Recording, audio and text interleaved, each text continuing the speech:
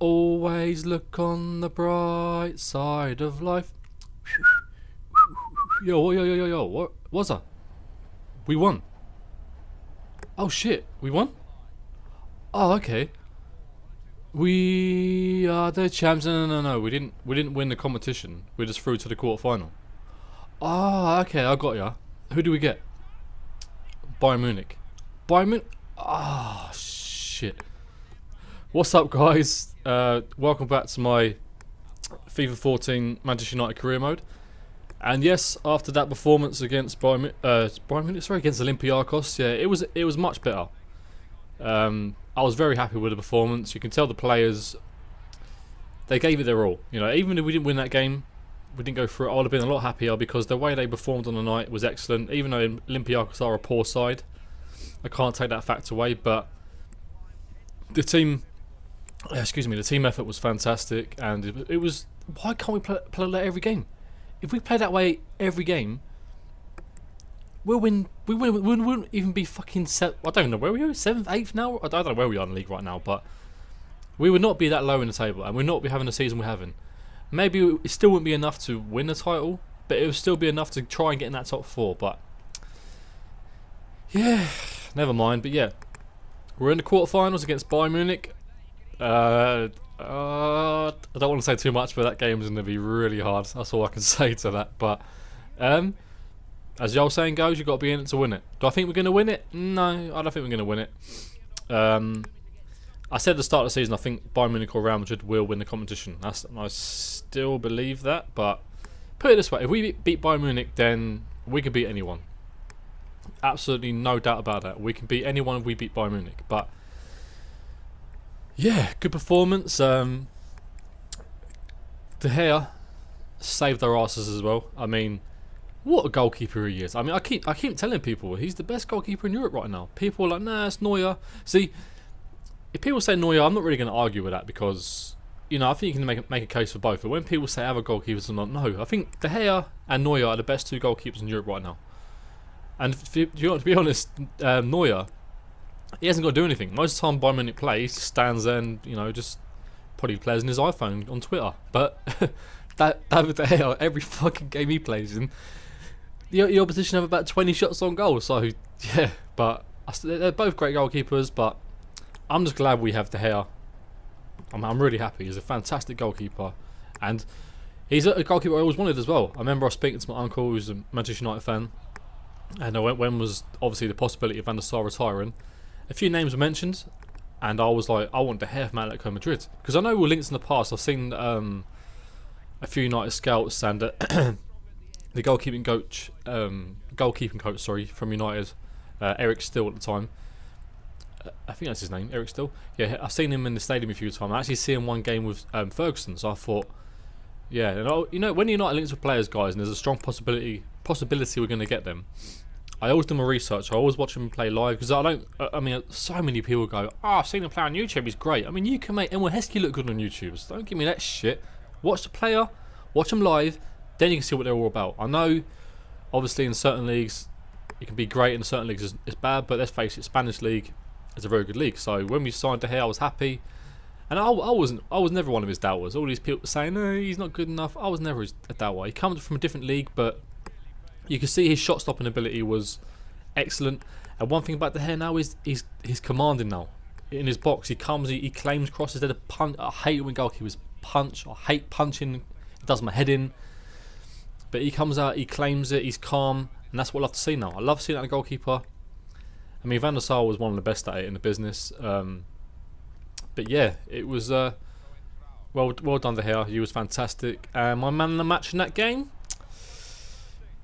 What can I say about this man?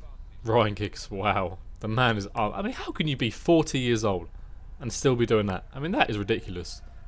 Fucking hell. But he was fantastic. But you know what? It's really annoying because we're still relying on Giggs. And even when Scholes was there, still relying on Scholes. And do you know, while we're here quickly, I want you guys to tell me your 5 favourite Manchester United players of all time. I mean, I know a lot of you are probably still young, but myself, my favourite player of all time for Man United is Paul Scholes. I loved him as a player. And you know what I loved about him? He never had an agent. He was never in a spotlight, none of that shit. And that's what I love in the player. And also, his ability was just unbelievable. His passing range was just out of this world. And you know what?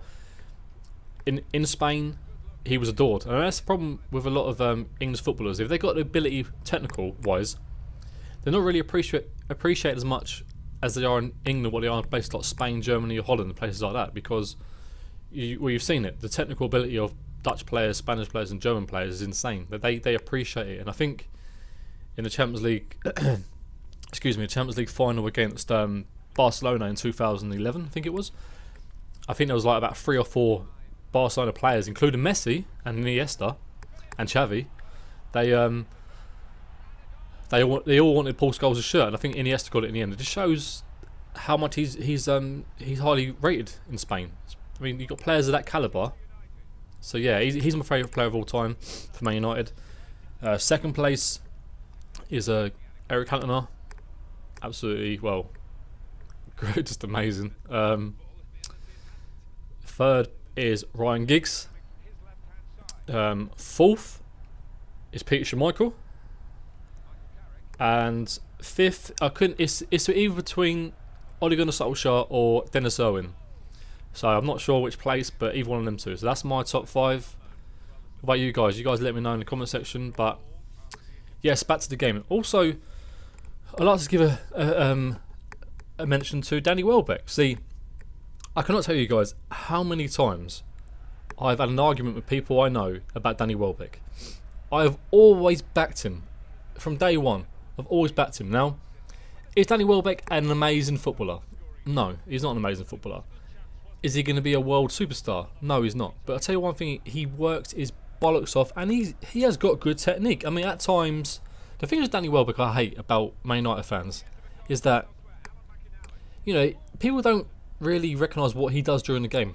The amount of fucking miles he puts in the game is insane. But he has one bad touch or he misses a good chance, he gets slated for it. They don't see what he does off the ball, and that's what really bugs me. And you could see against Olympiacos, I said before the game I want him to start this match because his pace, he absolutely terrifies defenders because he's so quick. And if you see in the game, his first touch and his control was excellent. And one thing about Danny Welbeck I like as well is that when we play quick, he suits our game. And when we play, I mean, let's face it, when United play attacking football, it suits us down to the ground. When we play negative football, when we're dropping off and we don't do that, because United's weakness is our defence. Our defence is fucking crap, and even our midfield as well. But our attackers, we've got some great attacking players. Play to your strengths. Get the ball forward quick. And I don't mean long balls. I mean get the ball quick. You know, from defence to midfield straight into the forwards. That's what we should be doing. Olympiacos did it brilliantly. And the problem is, see, I think actually just today, this morning, I looked at SkySports.com and I see what Jamie Carragher, Jamie Redknapp and Gary Neville were saying about Danny Welbeck. And I'm so glad that pundits are now realising what this kid... I mean, Gary Neville's a big fan of Danny Welbeck, I know that. But, you know, pundits like Jamie Carragher and Redknapp. And they're 100% right. If you want to upset if David Moyes has to upset a few people, so be it. The team is more important than a couple of fucking players' egos. I don't care about players' egos. I care about winning matches. I care about the beneficial future of Man United. I don't care about players going, oh, I'm not happy. If we're playing shit with them players on the pitch, don't play them or find a different solution. Because Danny Welbeck, it was fantastic. He really was. I mean, there was that bit of skill. I think it was in the first half when he received the ball around about the halfway line. He had like 2 or 3 players around him, and you just see that little turn and that bit of pace. It was brilliant, and it takes the pressure off your team because he runs it out about 30 yards up the pitch, wins a throw in, everyone can relax. Whereas when we're playing Juan Mata on the wing, he's not a wing. I don't like seeing him on the wing because it's getting on my nerves now. Or Januzaj is a great talent, but you know it's good to have a good balance of speed and technical players. If you've got all technical players, it's kind of difficult. But it wasn't Danny Welbeck. He wasn't on the left. You know, it wasn't an out-and-out winger. he come inside all the time because he had to play. They didn't. To be honest, Olympiacos didn't know what to do with him. They didn't know whether to. No one was marking him because his movement was excellent. And then what he was doing was he was freeing up space for Van Persie, Rooney, and also you can actually, for a long time now, I've seen this. I see Michael Carrick push forward a little bit as well. You know, he was actually getting into good positions, and even Raphael, it created a lot of space for him to get forward on the right hand side because that's what. I'm sorry, not Raphael, Evra. But Evra didn't really push forward that much, but because Danny Welbeck was all over the place, it was creating space on that side, but. I don't know, his movement was fantastic, so it's a big shout out to him. He was fucking brilliant. But that's why I won't sell him on with FIFA, guys. I'm a big fan of Danny Welbeck. I mean, I always get bids for Danny Welbeck, and it has to be a big bid for me to sell him because I don't know. It's just I don't know what it is. If a certain player I like, I just don't want to get rid of him. I mean, say if Paul Scholes was like 60, I still wouldn't want to get rid of him just because how much I adore the bloke as a footballer. But yeah, it was great to see. Good performance, much better. I mean, we just got to keep doing that now. Keep doing that. I mean, even if you don't win, show that fucking passion and desire. Show that commitment. If you do that every game, the fans won't get on your back.